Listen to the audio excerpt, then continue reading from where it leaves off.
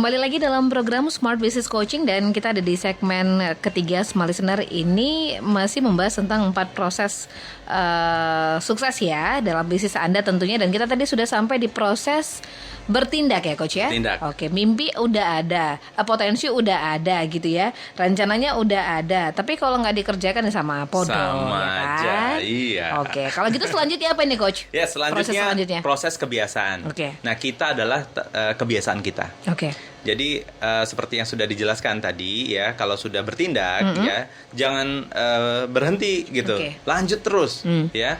Ya, jangan berhenti karena gagal itu ketika kita berhenti.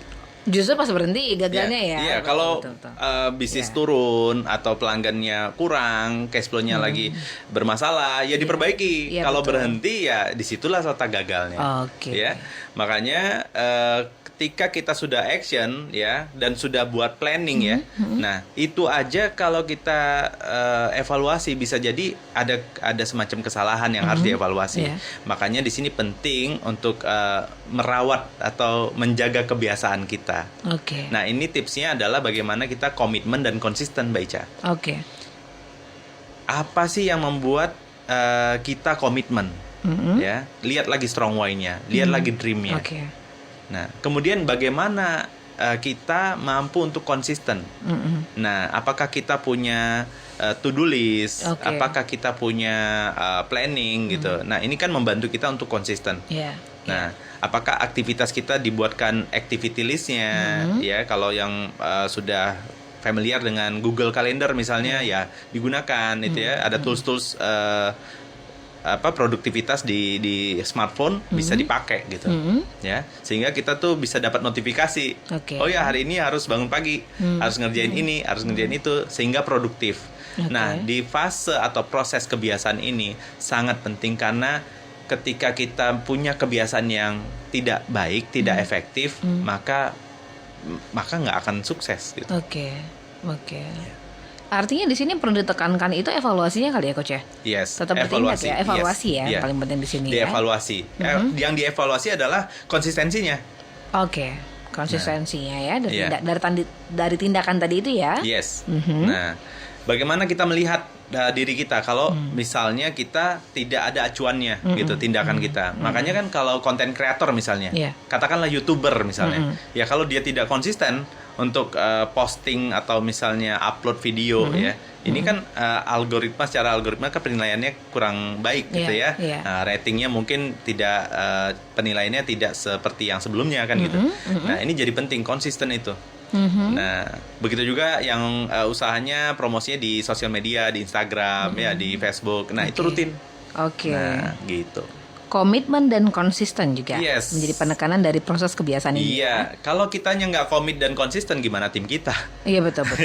Gimana juga para pelanggan? Betul. Misalnya dalam berdagang pun, ya ini kan sangat mendasar ya. Berdagang, nah hari Senin buka, Selasa tutup, ya pelanggannya mau beli apa misalnya? Mungkin sarapan, jualan gitu ya, jual sarapan. Ya, ketika Seninnya udah sarapannya enak, terus mau beli lagi jauh-jauh, tutup. Iya. Nah, kan saya gitu. jadi males Coach, saya ada gitu ya. Ada gitu ya, tempat pengalaman sarapan, pribadi. Iya, padahal favorit. Iya, padahal enak gitu lumayan Nah, gitu. itu. Tapi pas pengen begitu lihat nggak jualan, berarti Nggak dia jualan. kita vonis ya udah berarti dia nggak jualan lagi udah gitu aja. Jadi nggak datang lagi. Bener. Iya kan? Nah, kan bahaya itu. Nah, udah lari ingat, pelanggan satu. nah, ingat tuh para pedagang ya, para pebisnis, para entrepreneur harus konsisten. Konsisten ya. Oke. Gitu. Nah, kemudian proses selanjutnya, Mbak Ica, Iya. proses evaluasi. Nah, Ya. ini terakhir ya. Ya, proses evaluasi ini untuk menentukan proses efektif, ya. Jadi sesuatu tahapan atau proses itu disebut efektif kalau kita mampu mengevaluasi. Oke. Ya. Jadi bagaimana kita mengevaluasi dengan efektif? Kita harus tentukan rule of game-nya kita. Ya. Kita harus punya reward and punishment. Oke. Jadi kalau kita berhasil, reward apa nih yang bisa layak untuk memberikan hadiah kepada diri kita sendiri? Oke. Boleh dong? Boleh. Ya. Ya. Untuk diri sendiri ya, Coach, ya? Untuk diri sendiri, daripada nunggu-nunggu dari hadiah dari orang lain gitu ya. Ya nggak apa-apa, hadiah di diri sendiri. Iya, iya. Ya. Kapan Anda terakhir menghadiahi diri Anda? Ya, itu penting. Oke. Tapi akan lebih baik ketika Anda berhasil melakukan kebiasaan yang efektif. Oke. Nah, kemudian punishment-nya apa kalau tidak berhasil. Kalau nggak kesampaian ya. Kalau nggak efektif, apa nih punishment-nya? Iya, iya. Nah, misalnya punishment-nya itu yang gini, tipsnya. Buatlah punishment atau hukuman ya yang membuat Anda jera gitu. Jadi hukuman produktif yang membuat Anda jera. Misalnya kalau kebiasaannya nggak efektif ya, bolos gitu ya, lagi malas, mager gitu ya. Nah, oke, ya udah jujur pada diri sendiri ya, lakukan dan buktikan Anda komitmen karena punya punishment tadi. Ya misalnya punishmentnya lomba lari, bukan lomba lari, keliling lapangan tuh, lari keliling lapangan. Ya boleh. Ya sehingga Anda jera gitu atau apa gitu. Ya, Coach pernah nyatakan kepada klien gitu ya. Bukan klien tepatnya, teman-teman pebisnis ya, pebisnis pemula. Jadi Coach bilang gini, ketika kamu tidak berhasil mencapai target kamu, maka apa yang akan kamu sumbangkan? Jadi itu sebenarnya punishment yang produktif sebenarnya. Kan sumbangan itu kan baik ya, ya mensedekahkan sesuatu. Nah, tapi membuat kita itu ya cukup jera gitu. Cukup jera maksudnya, wow ini nominalnya juga lumayan. Waktu itu aku tanya, apa nih punishment, bukan punishment, apa yang bisa kamu sumbangkan ketika kamu tidak berhasil gitu ya. Dia bilang, saya akan sumbangkan gerobak saya. Waktu itu jualan makanan gitu ya. Bootnya saya, gerobaknya saya. Itu saya sumbangkan deh gitu. Nah, itu kan membuat wow, ini harus bisa berhasil. Tapi kalau misalnya memang berhasil, kan ada banyak omsetnya, target omsetnya tercapai, ya dia tidak menghambat dia untuk sedekah juga, tetap lakukan sedekah ya, bersyukur gitu ya. Ya tanpa harus jual gerobaknya atau mensumbangkan gerobaknya. Ini disumbangkan juga belum tentu orang mau gitu ya. Ini mungkin bentuk sumbangannya bentuk lain ya, yang dana mungkin ya. Iya, dana atau undangan anak yatim, syukuran gitu ya. Ya itu boleh-boleh aja gitu ya. Tapi intinya tadi punishment-nya dibuat yang produktif gitu. Ya jangan menghukum diri sendiri ya, ngantung-ngantungkan ke tembok gitu, kepala tembok itu kan ya merugikan diri gitu. Ini proses efektif ini Coach, kira-kira efektifnya artinya ini evaluasi ya Coach ya. Evaluasi menuju ke proses efektif. Berapa lama sih kita mulai dari punya goalnya itu sampai akhirnya kita bisa bikin punish sama reward itu tadi atau evaluasinya? Ya, kira-kira efektifnya berapa lama sih Coach? Maksudnya dari yang mulai proses berpikir tadi ya. Nah, mulai dari proses bertindak, ya kan? Nah, jadi bertindak, lalu lihat kebiasaannya seperti apa. Nah, ketika kita buat planning kan kita tahu sendiri tuh. Oh, banyak yang kita tidak lakukan nih. Yang ini. Hasilnya akhirnya tidak efektif kan gitu ya. Nah, ya udah hukum diri sendiri aja. Gitu. Ya. Nah, ini juga bisa dilakukan sama tim ya. Misalnya ini contoh nih ya. Contoh, aku pernah share kepada teman-teman pebisnis ya, kalau ada tim yang misalnya telat misalnya ya, nggak konsisten disiplin waktu. Nah, telat, akhirnya dia kena hukuman ya, hukuman yang mendidik gitu ya, produktif gitu ya. Apa? Nyuci motor. Temen-temennya, jadi kan malu gitu.